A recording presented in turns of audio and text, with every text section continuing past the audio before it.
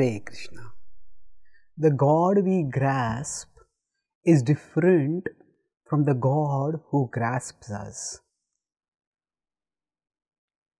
We all, especially if we come from a pious background, have a certain conception of God.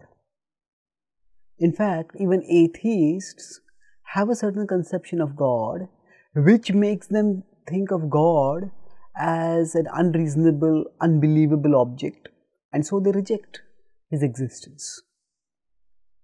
So we all grasp God in a particular way. Some of us may think of God as a desire fulfiller. Some of us may think of God as a protector from distress and problems. Some of us may think of God as an interesting object of curiosity. Some of us may conceive of God as the ultimate object of knowledge, the first principle, the first thing that underlies all things. So usually we start with a more self-centered conception of God. That means we grasp God in terms of what He can do for us. And Krishna also says that even if we connect with Him in this way, even if we grasp in the sense of we get some conception of God, which is more in terms of what He does for us, that is fine. That's a good starting point.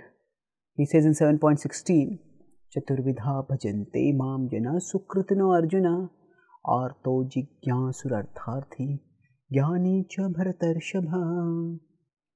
There's 4 kinds of people surrender to Him, and among them are those who conceive God as we discussed earlier, the desire fulfiller, the problem solver, the curious object of curiosity, the curious seeker, and then ultimately there is the person in knowledge. So Krishna says that those who are in knowledge are the best. And the other categories of people also, those who grasp God in a particular way, when they evolve, eventually God grasps them.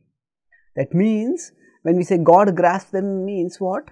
Actually, we are all living in God's shelter. So in that sense, we are all in God's grasp. We can't exist without Him.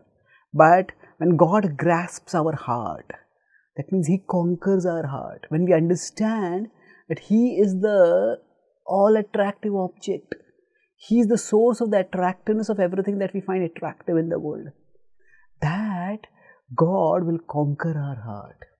And that state Krishna talks about in 7.19 when He says, Bahunam Janmanam Ante Jnanavan Mam Prapadyate Vasudeva Sarvamiti Samahatma Sudurlabha.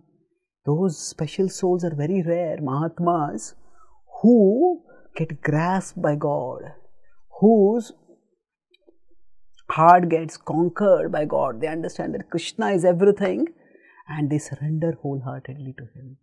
The process of bhakti is meant to take us from the stage where we grasp God to where we are grasped by God. Rather than our own conceptions of God moving us to connect with Him, His revelation of His all-attractiveness conquers our hearts and connects us permanently with Him in a bond of eternal ecstatic love. Thank you. Hare Krishna.